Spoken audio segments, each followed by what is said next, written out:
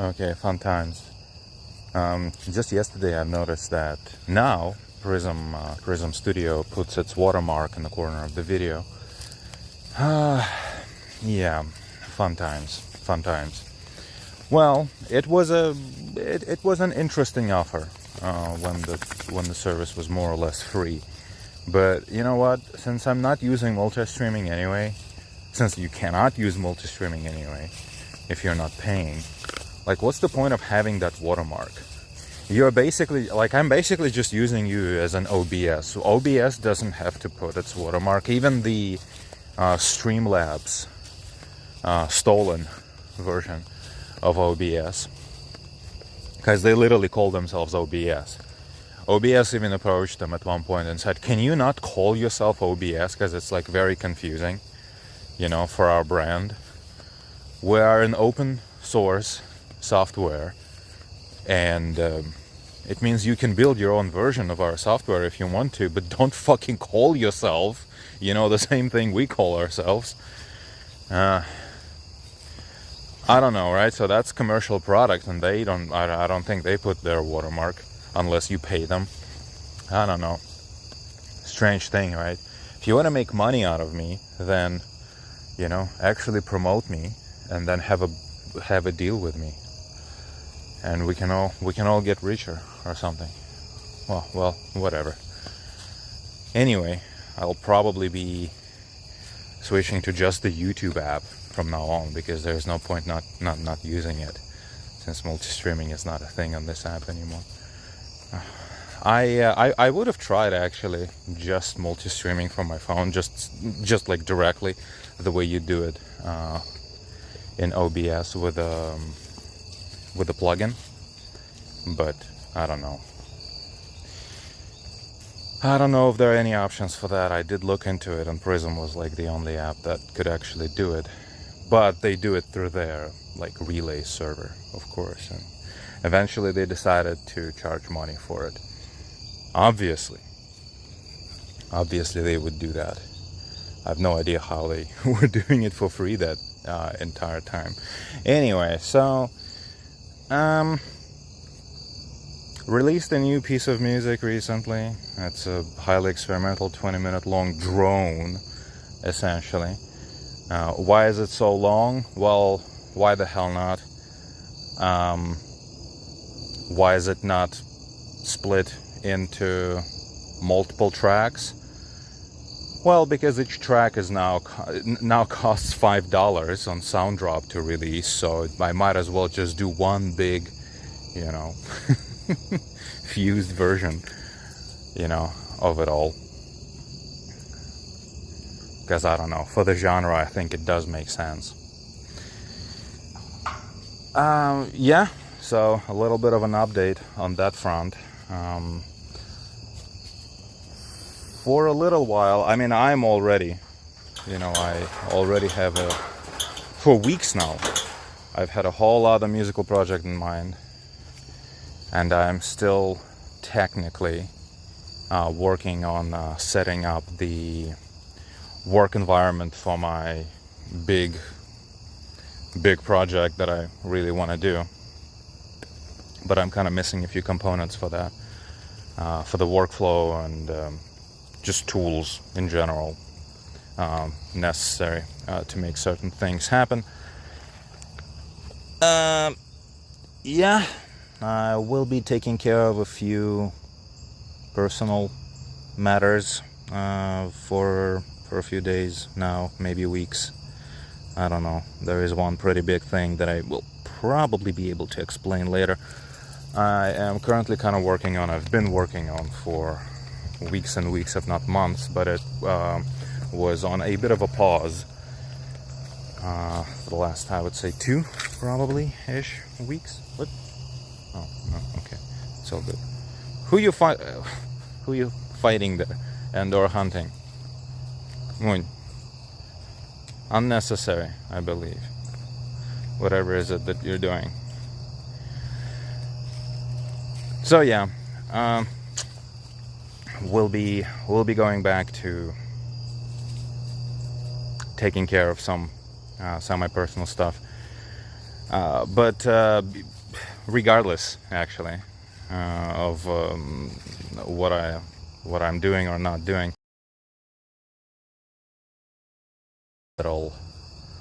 little news from me, honestly. Maybe an occasional stream or whatnot, since I'm not really working on anything worth kind of like updating you guys on. So I may just do an occasional stream like this, or whatever. I don't even consider these streams. Yeah, and I will basically keep working on Across Zero. Need to basically finish the book already. Well, the book is finished. This is the last couple of chapters, last few chapters. It's more than just a couple. It's 3 to be exact. I need to give them the same level of polish I have given the opening 4 chapters. Ein.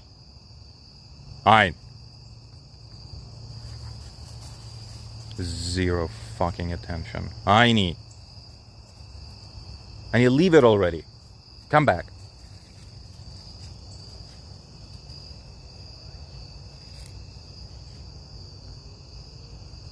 It's a driveway.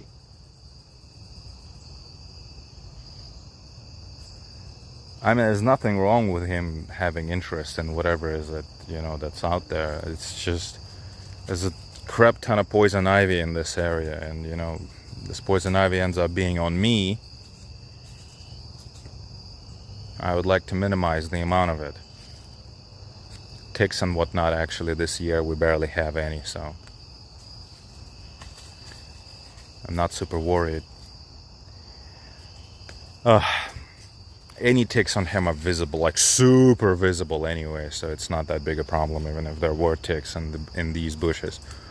But like, for real, there ain't. There frigging no ticks on these bushes this year for some reason. Or any of those of the bushes anywhere. There are no ticks this summer. But there is poison ivy, dude. And he scratches himself on some of this stuff like really aggressively. Like this stuff is frigging prickly, dude. And I don't know what this is exactly. I don't think this is poison ivy. I highly doubt it, but yeah, whatever the fuck that is, the thing is there that's prickly. Yeah, he scratches the hell out of himself occasionally. Well, what are you gonna do? You gotta live a little, right? Okay. So what else? What else do I have to report? Yeah, so I'm obviously still working on Cross Zero. Actually, I'm already working on book 2. Well, I have the whole series, even more than the whole series. I have multiple series. I have a whole franchise outlined, really. Not as detailed, of course, as it could have been. It's all within reason. But essentially, yeah, I have a pretty detailed, what you would call a synopsis for pretty much the entire series, and even beyond it. Even going into what I would call like a spin-off series. So yeah, that's definitely something I have, and I would love to finish book 1 already. It is finished, like as it is. I could absolutely show it to a publisher. I could show it to an agent. No agent would need it really, because those chapters 4 to 6 is already. It's like way beyond page 63, 65, whatever. Chapters 0 to 3, I believe, take up 62 pages, I think. Maybe 63. Yeah. No agent needs more than 50. Most agents ask for like literally 5 to 10, you know, and like 30 pages tops. I think the agent I contacted recently actually wanted 50. But that's, I think, like tops. So yeah, no agent would really need it. And nowhere near the time you actually make contact with them, at least, like initially, I mean. But yeah, if anyone's interested, you know, like, no, those chapters are fully ready, and they even formatted kind of like I have the other chapters, you know, 0 through 3. I just keep them in a separate folder where, you know, additional polish will still be applied. Aini.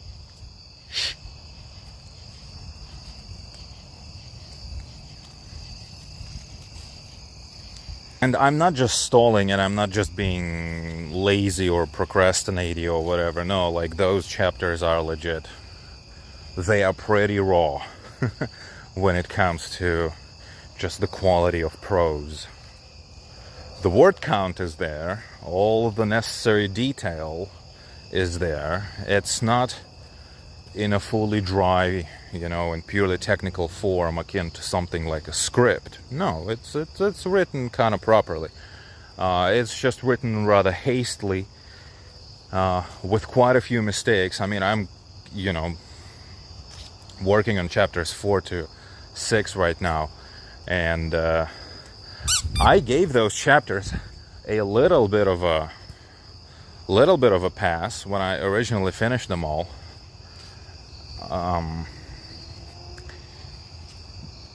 But yeah, as I keep working on them and actually going through my early what you call 0 drafts, I just keep discovering, you know, repeated words, completely botched grammar in some places, typos. Like, what the hell was I even thinking? Like, you absolutely do not notice those things when you type without polish. And funniest thing is that the longer you write, the longer you do prose crafting, the more and more you will end up to the position where your initial output, the initial prose output that you have, will actually get closer and closer to the whatever your like highest standard is. Well, it sounds stupid. Like, you get better with time. You know, the longer you do it. And like, who would have thunk? Who would have thunk? But it's not necessarily because you yourself like kind of like get better at achieving your own standard. I mean, that's true, but you do it not by just, you know, the raw factor of you getting gooder. No, it's just that you start slowing down and analyzing your text more precisely. It's just because when you have written a lot, you kind of like get this double checking program in your brain going off in parallel. Did you see? Did you hear, rather? My old bones. You start noticing your own mistakes, and you start noticing your own silly wording a little bit better. Because, like, I remember when I only started writing, my very first attempts, I would write a chapter and I would read that chapter back to myself and think, this is nowhere near as elevated as I wanted it, as I thought it was. But now my final output is actually very close to the level of elevation that I would want. But the problem is that it takes much longer now to write. It's the thing that is true in many disciplines, actually. Like, when you don't know what you're doing, you work fast and your output sucks. But when you do know what you do, you know exactly how much you suck, so it takes longer to polish your work, to output something that you actually know for a fact has some kind of value.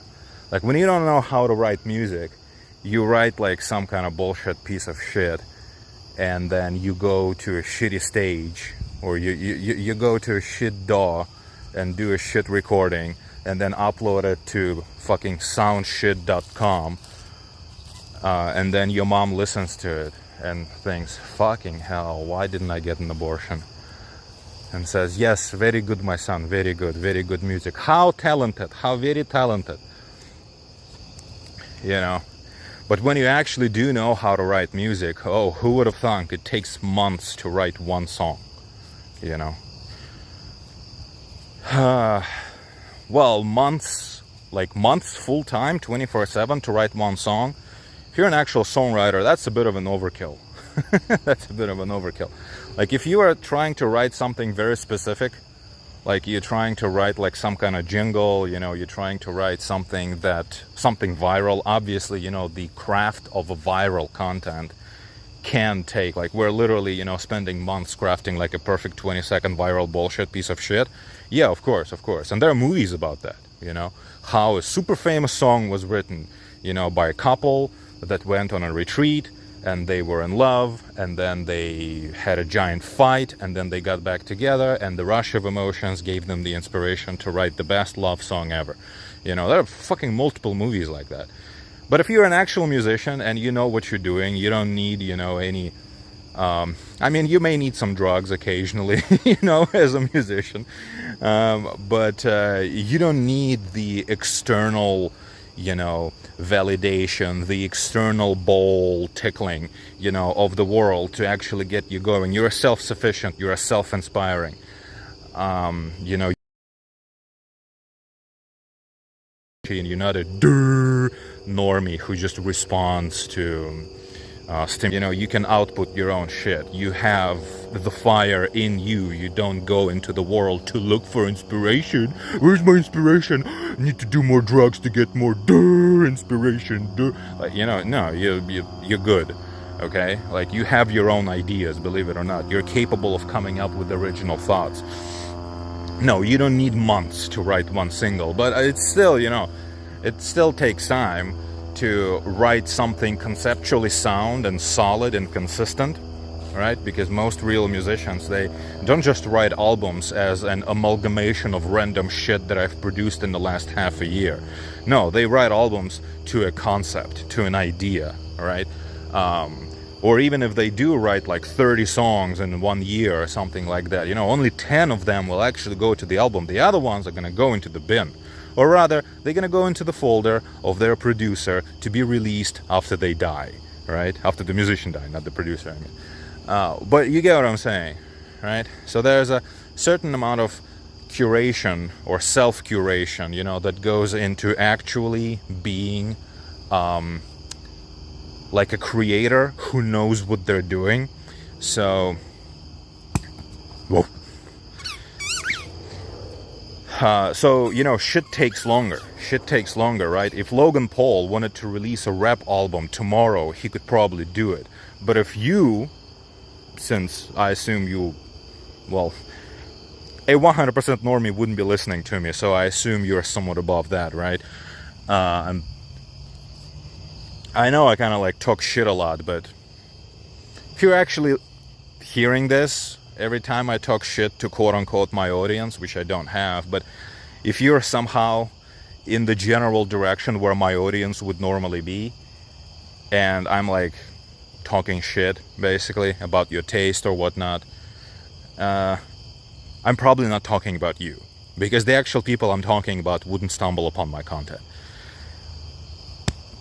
So, you know, if Logan Paul wanted to make a rap album tomorrow, he could probably do it. If you wanted to make a rap album, it would probably take you longer than a day, right? Because you realize you would have to sit down and give it some thinking. And that's why, you know, the longer you write, the more nuance you understand about writing, the slower you actually get. Like, that's when he was younger. and then it took him like literally all the second half of his life to write The Lord of the Rings, and then he didn't even live long enough to finish the Silmarillion. Maybe for a different reason, but something similar happened to George R.R. Martin. You know, he wrote a shit ton when he was just basically, you know, kind of like Stephen King style, you know, writing on a bender. He just sat down one day with multiple rotisserie chickens around him and just wrote like 5 books. And then after the bender, you know, was done, after he came out of it, he looked at his body of work and said, Jesus fucking Christ, that's a fucking mess. If I am now to tie it all into bow, like, I don't even know how to do it now. I have no idea how I done it in the first place. In fact, I think I wrote something that's arguably shit. Now that I'm no longer a cocaine addict, I have no idea how to fix this, you know? So that's basically, yeah, the longer you write, especially when you write a long-form prose, right? You write something with a lot of world building and intersecting things that like echo back to previously established elements and whatnot. You slow down. You organically slow down. There's just no way around it. That's why I've had book 1 of Across Zero fucking forever ago, and the first couple of chapters I have polished a long time ago, but the rest is not happening quite as quickly. Also, of course, the fact that, you know, until recently I've been juggling a shite ton of projects at the same time, because all of them are basically equally useless, because no one's paying me to be a full-time dev, right? No one's paying me to be a full-time musician. No one's paying me to be a full-time writer. So, like, which one of these things should I sacrifice everything in order to, like, you know, which one of these things I should focus 100% and sacrifice everything, you know, in my life to do nothing but that for the next 5 years, going homeless in the process and probably dying of starvation, just on the off chance that, oh, dude, you need to focus one thing to be good. I've been focusing one thing for many years, okay? I've been focusing being a musician for over a decade. I focused being game dev for over a year at one point. And, yeah.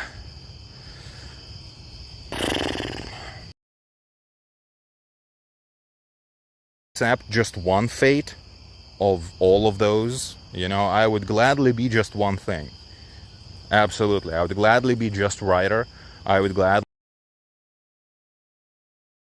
writer, but, you know, I could healthily combine those two. Because when you're no one's gonna no one's gonna execute you for that. You know, musicians do that all the time. And when you're a writer, right,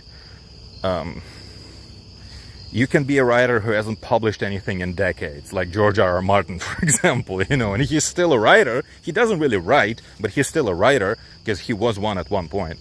You know, Eminem, if his last album was 15 years ago, still would have been one of the most recognized rappers in the world, in the history of music. So, yeah, you can go on hiatus, you know, once you're actually big and beautiful, you can go on hiatuses, you can retire entirely, in fact, and never really stopping, you know, to be whatever the thing that you're supposed to be, right? Rapper, rock star, whatever. You know, Sebastian Bach is still Sebastian Bach, even, you know, despite Skid Row not really being a thing anymore. And I know he does solo shit, but imagine his last solo thing was 20 years ago. Well, he could still just, you know, go places and, you know, collect credit just for being himself. And I'm pretty sure that's what he does. So anyway, yeah, fun times. Do you think it's fun times? You can't even see you on camera. It's very dark. I started very late today. But can barely see anything myself. I mean, the phone cannot see anything, but I will it's just in a few minutes. I won't be able to see anything at all either. So yeah, I'll be doing some personal stuff, details about which will probably come next year, and I will yeah, I will, after that is done and doing that, I will basically be prioritizing writing, you know, back to writing, school, back to school, back to writing, because it's time to get shit done, I think. Music-wise, yes, still working on one big thing, or rather I'm setting up for one big thing, because that one big thing, in order to do it, it would take me months of full-time stuff, and I'm not ready to sacrifice anything like that for a project no one will end up hearing anyway. So I am doing it very part-time. Standalone singular tracks like Sonetas Universorum or you know, Measurable Illusion and Surrender Depth, stuff like that. Yeah, sure, it actually does take me quite some time to make those, but I actually write them very part-time, couple hours at a time, over couple of weeks usually, and then it only takes me, because it's only one track, right, it only takes me a couple of days to do production, so it's all good, you know. It's not as taxing as making like a whole concept driven album. So those things will probably continue. I'm already working, I already have a concept for the next single, and we'll see how fast I can do it. I want to do it fully hardware though this time, and the only way I can get hardware is from the local library, and the availability of hardware there, of course, is very well, inconsistent. So let's see what I can do about that. Let's see what I can actually get from there. If I do, then actually you can expect music. Well, I would say probably before December there will be at least one more release, kind of like Universorum, although probably a bit shorter, maybe like 6 to 7 minutes, 10-ish, let's say. So kind of like Surrender Depth and Measurable Illusion. Yeah, there's a big chance that before December there will be another release like that. In fact, if stars align, I will probably record one before mid-October. So we'll see. Actually, no, not necessarily. I would say before late October. It's somewhere late October, mid-November, I will definitely end up recording one.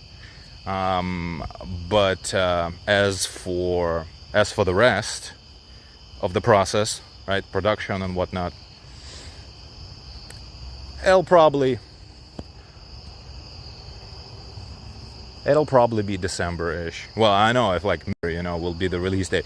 Yeah, okay, sure, makes sense. But I may actually do it even in October. I don't know. So 2 months and a half, rather. I would say month and a half to 2 months from now, there will probably be one more musical release like that, but nothing big, nothing huge, nothing big conceptual, complete, you know, LP release. No, well, Sonetas Universorum, although it's one track, could technically be considered EP, right? So whatever you want to think of it, single, EP. What I definitely will not be having though is LPs. No LPs, like long plays, I mean, right? If you don't know what that means. So it's like full-length album, you know, LP, long play. So yeah, none of those. Definitely none of those. But there might be one more also before the end of the year. I will most likely finish book one. Well, finish polishing book one, and that stuff will be on my Patreon. After which I will probably, maybe, I don't know, see if I can just put all that stuff on Kindle and whatnot. But on those platforms, you know, with no discoverability, no nothing, is there even a point bothering with all that? Like, I think if without a publisher, I might as well not have been bothered. That's my thinking. Okay, I'm gonna turn the camera off because I need to turn on the flashlight. Flash.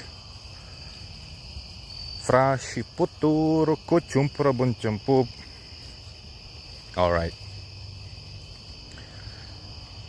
A couple of weeks ago, I finally finished the game that I started months ago, which is the PlayStation 1 Ghost in the Shell arcade game. Called arcade because I'm not sure if there was an actually arcade machine for that, but PlayStation 1 and Saturn had a lot of games like that were essentially arcade games, but on home console hardware. The game was like an hour and a half long tops, kind of like Omega Boost. You know, Omega Boost is like 1 hour long game. And it's even structured and plays everything. It's just like arcade. And that Ghost in the Shell game is also kind of like that. It's also pretty much just arcade thing. It's actually fun as hell. Really fun. Not super challenging at all, which was a bit frustrating. How just easy it was. Omega Boost, for example. So goddamn challenging. At least the Japanese version. I don't know if they made other versions like easier or something. But for fuck's sake, man. I played the Japanese version of Omega Boost. And I know for a fact I got almost exactly 50% into the game. And that's as far as I could go. I could not go any further. Like that whatever boss that I encountered there, it's just like, yeah, by the time you are at that boss, you're so busted. And if you I think you can start like a new game just there, but as you play through the game and you earn points, you actually get like upgrades. You get more health, I believe, or your attacks get stronger, or you get like more simultaneous attacks or something. I don't remember, but I do know that you definitely do get stronger the longer you play. And if you just fast forward to the whatever, you know, level in the middle of the game, you spawn there with like nothing. You know, and it's just it's even harder then. Like save scumming is probably the best way. I tried to play through while save scumming, but honestly, the game requires way too much effort into actually learning how to play it without taking damage, so that you're not super busted by the middle of the game.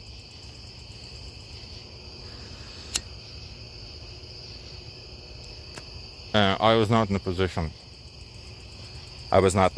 where I had time for that, unfortunately. Ghost in the Shell game, super cool. I enjoyed it a lot. And one problem with it that I have, though, is that very, very little challenge. The game is way too easy.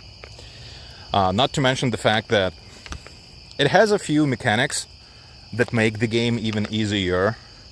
Like, obviously, you can go on walls and ceiling even rather effortlessly. And that mechanic is frustrating for two reasons. One, there is barely any point. Two, there is double barely any point. One reason why there is barely any point is because the amount of enemies that... There are definitely some enemies that literally cannot do anything to you if you are like on the ceiling. But those enemies can just as easily be momentarily disposed of, you know, without going through the effort of, you know, going on the walls or the ceiling or whatever. So, like, what's the point? And second, because of how easy the game is, what's the general point even trying to do that?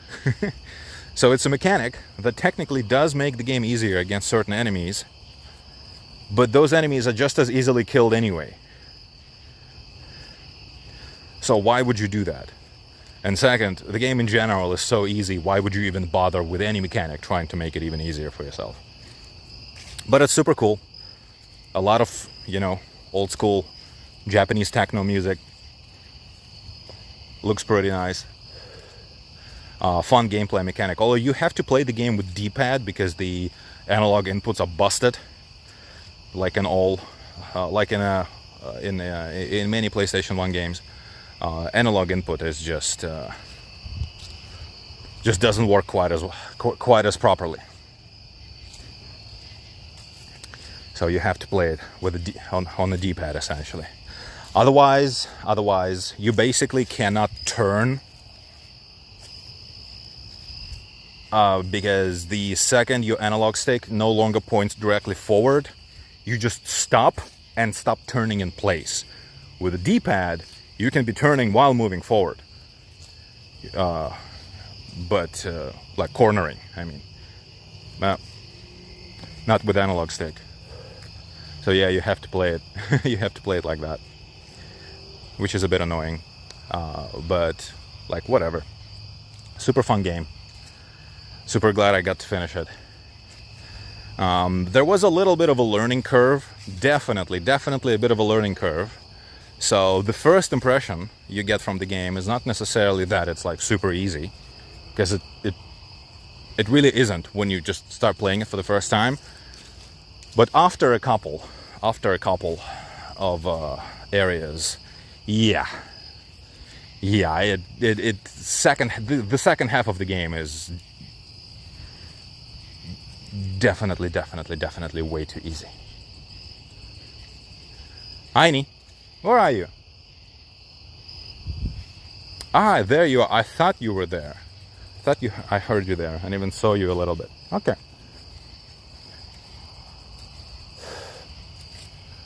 So yeah, a game well, it's a super short game, so I don't think it's gonna change your life or anything like that, but it's a super fun game. I absolutely recommend it.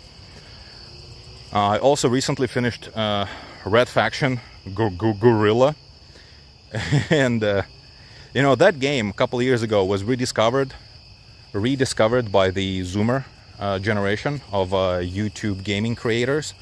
And a lot of people were talking about it, like, you know, oh, this forgotten gem. And I skipped it back in the day because it looked like it, you know, just slop of its own time.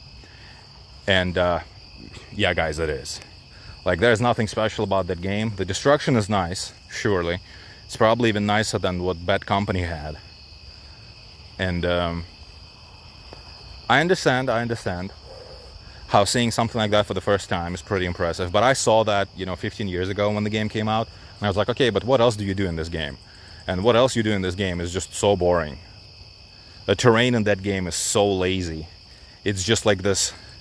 There's no real, like, Martian terrain. There is no real, like, what you would expect from, like, an alien landscape. Even if it's a wasteland, you know, there are ways to do it interestingly. You know, you can have canyons, you can have jagged rocks. Nope. The terrain in that game is as if it was just like sculpted with a brush, with just a very soft brush in something like Unity Terrain Creator. It's like super lazy. It doesn't feel realistic at all. Pretty bad detection of where you can actually go, like invisible walls everywhere, which you can especially well discover when you get a jetpack. And action in that game, everything that doesn't have to do with like action destruction model is so bad. And there's hardly any story. And also Troy Baker is in the game, so that's disheartening. And the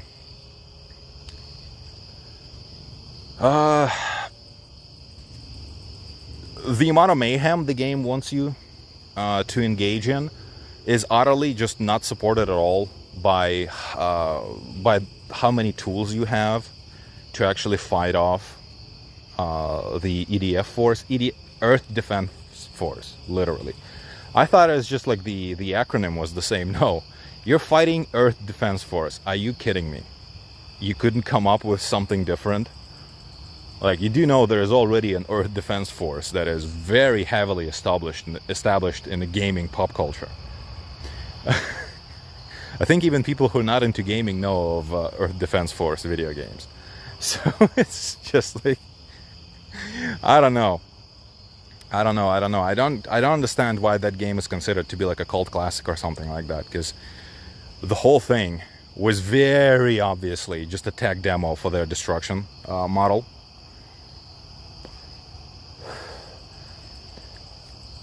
And they themselves couldn't really even make a fun enough, engaging enough game, in my opinion, out of that. So no wonder no one else ended up picking up that thing. I think they should have concentrated on just like, you know, making that system available to other developers and just like license that system out to other games. Fun thing how Volition themselves never even used it for anything else other than they had the same destruction system for the sequel, for the linear third-person shooter sequel that they had to Red Faction Guerrilla, but it's hardly utilized there from what I heard. And not really interested in playing a linear third-person shooter, so I wouldn't know myself, and probably will never know. But Volition themselves never really used that destruction system for anything else. I wonder why. It's almost as if something like that, if that's all you have, doesn't really necessarily make for a long game that is like super fun. Actually, you could have made like a really fun game out of just that, without the terrible open world, and without the story that was not there at all, and without all the like terrible shooting that game had. You could have made a game about just destruction. Yep, like a demolition, you know, simulator type game. Yeah, if it was a pure demolition simulator type game, they could have made a real game out of that, I believe. But instead, they bolted on that system to what is otherwise a very, very, very subpar, like third-person, you know, open world, like sandbox slop of the 7th gen. So yeah, I was not super impressed with it. Luckily, the game was actually very short. I think I finished it in probably under 10 hours or so. I basically finished it in the time it took me to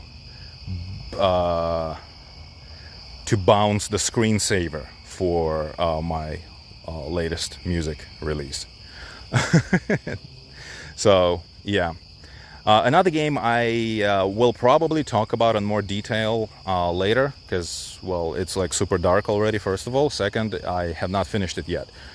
I have finally played, not on my own hardware, not on my own place, and the game is super long. I did everything I could to finish it in the time that I had with it, and I still couldn't finish it. I got to Thailand. It's the latest Indiana Jones game. And I all but loved the game, honestly. It's basically an immersive sim, but all the tools that you have is basically you just have a little bit of stealth. Well, actually, you have a fair bit of stealth. You have your fists, and you have your whip. You have your pistol that you can barely do anything with. If you play on the hardest difficulty, it's very, very difficult to actually do shootouts, because once you start shooting, everyone else starts shooting.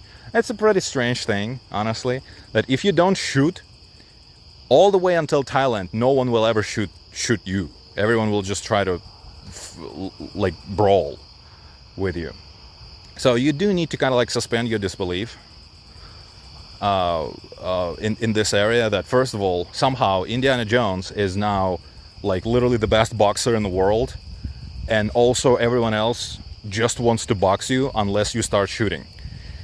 But once you suspend that that element, the disbelief in that specific dissonance, you basically end up with essentially a very nice stealth game with a very nice immersive sim style design to its hubs. Like, yeah, sure, Giza doesn't really have that much. It's mostly Vatican, the opening area, that is very immersive sim-like. Giza initially made me think of, oh, it's a Ubisoft now. But you know what? Giza even grew on me over time. I ended up liking Giza in the end. Thailand is a bit of a pain in the ass to get around, because you have this like boat mechanic that I think you don't even have to use the boat. I eventually just started like swimming everywhere because it was faster. But you know what? Still nice. And the Nazi bases, camps are very interesting to...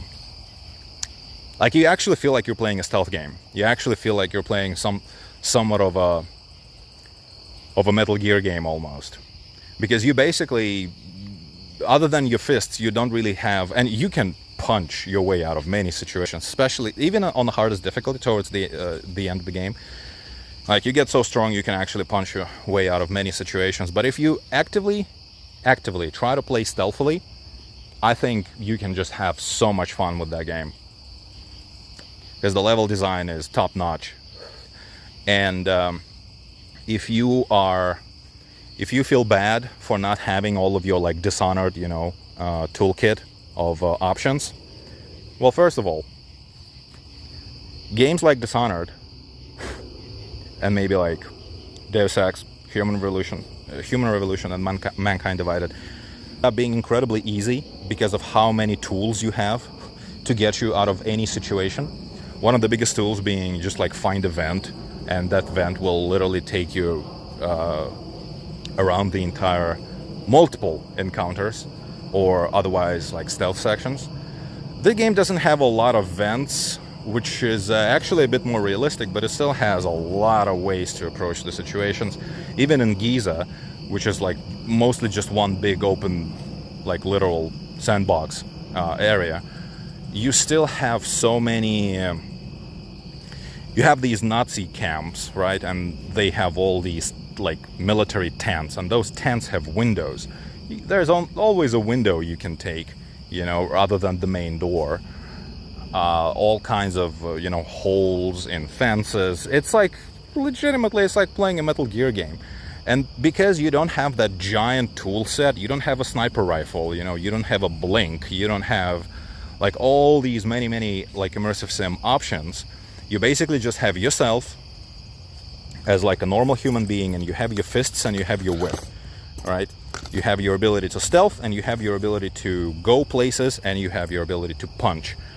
Actually, it puts a rather refreshing and really engaging limitation on your options that force you to engage with the world on the level that is somewhat even discouraged. It's the level of engagement that some of the like toolkit of games like Dishonored even kind of like discourages you, honestly, from doing it. So I enjoyed it tremendously. Gina is a pretty obnoxious character, but I wouldn't call the game woke or anything like that. It's just a very classic Hollywood, because we've had that since forever ago in Hollywood, you know. It's just a character who's a Mary Sue, who doesn't have any flaws, who has a perfect character, like a human character, plus a character who's also good at everything. So they're a perfect character, they're smart, they're quirky, or whatever. They're smart, they're witty, and they're good at everything. Like, yeah, you know, we've had that characters, you know,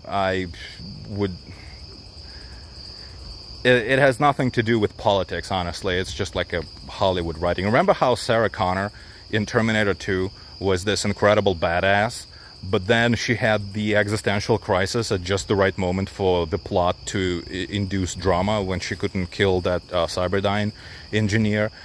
And then 1 minute later, we hard cut to her butchering it up on the said engineer's kitchen counter, sucking on a cigarette like Snake Plissken, and monologuing about how men kill world because cannot give birth. You fucking man. Remember that? That was before the whole wokeness thing, you know? So, yeah, I definitely... people who held modern politics over the head of Indiana Jones and the Great Circle and saying, oh, look how this game is lip-tardy over... No, come on. No. There are so many incredible elements in that game. I would never hold that element against it and just like discard the game on that merit. It's like, no, F you. Like, do you want to have a good game or not? Like, you're actively going out of your way if you're hating the Indiana Jones game for that. The Uncharted section, basically everything in Himalayas. When you go to Himalayas, the Himalayas open with like a 30-minute long walking simulator section. I was not a huge fan of that. And then at the end of that, then you have a pretty cool like action sequence actually there. That was really fun. And after that, you have an Uncharted sequence. You go to Shanghai, and then you have even more of an Uncharted sequence. And the whole thing with like push starting, kick starting, jump starting the plane there. A lot of people talk about that section. Yeah, jump starting a plane like that is ridiculous. Just do the Snake Plissken thing from Escape from New York, where the original plan was to take that planner, which he took into New York, right? The original plan was to take that planner and like push it off the Trade Center building so that it gained enough momentum while it falls, and from there you use that to actually fly out of there, right? You kind of like jump start your planner that way. They could have done the same thing with a plane, technically, if they wanted to. Just push it off the cliff, you know, like a giant cliff into nowhere, or like into like down a waterfall or something like that. It would have been even more of an Uncharted moment. It would have been even more insane. It would have been more spectacular. But no, they literally like pushed it off a roof of a building, and it just flew with barely even losing any altitude after going off the edge of the roof. Like, planes don't work like that. Like, who the hell wrote it? Like, goddamn millennial writers, right? Yeah, so anyway, those elements aside, absolutely fantastic game when it comes to actually engaging with the world. Very refreshing, kind of like encouragement of stealth, at least if you play on the higher difficulty setting. And the story is a bit annoying, yes. Another thing I have to maybe mention is that for some reason the cutscenes, especially in the second half of the game, have been so incredibly slow. Like, the direction and just like generally, you know, pace of those cutscenes is so slow. It's like developers were actively trying to pad out the runtime or something. I have no idea how they managed to make those cutscenes so slow, but that was also weird. So, not a huge fan of all the elements of the game. Definitely, you know, not a huge fan of the Gina character, you know, a character who's good at everything. Arguably better than Indy at pretty much everything. You know, who just tags along the entire time, patronizing Indy, making fun of him for being incompetent or whatever. Look how good I am and how suck you are. Why are you even the main character? Because you suck so much. Like, yeah, not a huge fan of having a character like that in a game. Because it's a bit of a self-inserty, and it's a bit of a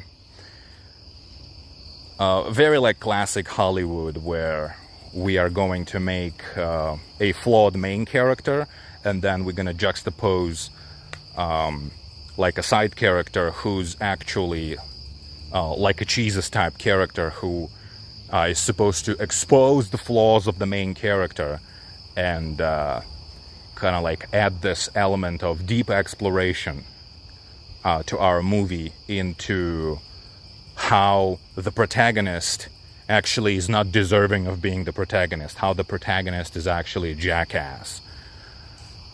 Like, yeah, you know, in a power fantasy like Indiana Jones, you don't need those types of characters. You know, you don't need that type of writing. In fact, I hardly think it's ever worth it, you know, to have characters like that. You know, Indy always needs to be saved. You know, always in the shadow of this character who's great at everything. It's like, The game is called Indiana Jones. You know, the movies are called Indiana Jones. Why do we have a giant side character for the entire length of the story who's basically just there to chastise him? Like, yeah, you know, not a huge fan of this like self-insert type writing, but no, people who discard that game on the grounds of being like woke or whatever, guys, it's probably the most impressive, and definitely the most impressive, borderline the best game I've seen in years. Like, the only other game that was even remotely interesting to me, out of the 9th gen, so to speak, was Returnal, and Returnal completely abandoned its own premise almost exactly after the first biome, and Indiana Jones is just a very, very solid borderline. Yep, I 100% agree now. I actually need to fix that line in memory list now. It is an immersive sim. It is. It doesn't have the toolkit of immersive sims. Go away, moth. Fuck's sake. It doesn't have the toolkit for immersive sim. Heine, come on, let's go back. But it is an immersive sim. It's just like, imagine playing Dishonored on the difficulty where you don't have any powers, where you basically play as a normal human being, right? Well, Indiana Jones is like that. And I loved it. I legit loved it. I'm yet to finish it. I don't know when I'll be able to, but maybe it's open worldness, you know, maybe it gets a little bit old after a couple dozen hours, but yeah, replaying it would definitely be a different kind of experience. But no, it's amazing. You should definitely check it out if you can. Not a huge fan of the fact that the game absolutely looks like a PlayStation 4 game, just maxed out. And I suppose if you play it on the console, you know, it will run for you at like 60 FPS minimum, which a game like that would not be able to, you'd not be able to find a game like that on PlayStation 4, but graphically speaking, it's an 8th gen game, but it's made on the latest version of id Tech engine that will literally not boot unless your graphics card supports ray tracing, and there is nothing ray tracy about that game. Like, I believe that it uses ray tracing, but I'm just saying that there is no point that game having ray tracing. Maybe it was easier to just develop it like that with no, you know, no need for any kind of like whatever they call it, like reflection maps, cube maps for reflections or whatever the hell. There ain't that many reflections in the game to begin with. You know, light scattering, whatnot. Yeah, I believe it, that if you play it maxed out, on the maxed out graphics, you know, the shadows will be very impressive in the game, whenever you have them. The whole game almost takes place in, like, daytime. Yes, there are dark elements, of course, tombs and whatnot, but it's not that big a deal. You know, the Doom 3 engine, id Tech engine from 20 years ago could have done that basically just as impressively. Ray tracing is definitely something that game absolutely does not need. It was just probably easier, right, to make a game like that with no optimization, just the engine, you know, doing all the optimization on its own, very crappily, and now that the 9th gen hardware can actually run it. So what makes this game a 9th gen game, it's just the fact that it's an 8th gen game, but with no optimization, so the 9th gen hardware can run it. That's a very bad way, I think, to approach, you know, like, that's a bad definition for what constitutes a 9th generation game, I believe. But yeah, you know, if you actually have something that can run it, I think it's brilliant, and even that I wouldn't hold against that game, because, well, do you want to have essentially an immersive sim or not? And yeah, Sure, there are no physics, no box stacking or anything like that, but then again, if a game without box stacking cannot be considered an immersive sim for you, then I think you're just shooting yourself in the foot for like having strict definitions like that for things. Yeah. So a lot of flaws. Technically, definitely challenged game, because again, it's essentially a PS4 game that requires PS4, not just PS4 grade hardware, it requires specifically ray tracing grade hardware, and it doesn't look the part even remotely. But like, whatever, the game is definitely good. I now have to report it that would I actually buy a PS5 for that? Probably not, but yeah. It's a very solid game. In fact, it's probably the most solid one out of this entire generation, easily, for me, easily. If there's something I'm missing, feel free to tell me, but I have not seen anything even remotely as good quite yet.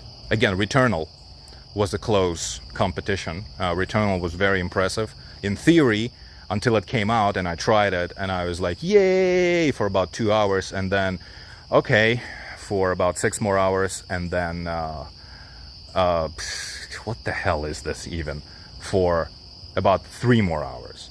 And in the end I was just like, you know.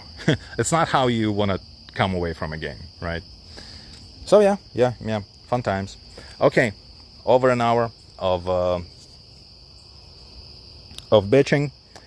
Talked about Ghost in the Shell, talked about Red Faction, talked about Indiana Jones and the Great Circle, by far the best game out of this generation.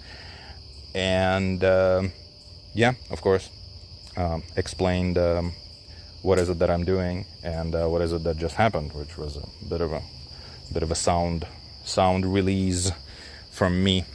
Yep. Okay, bye-bye.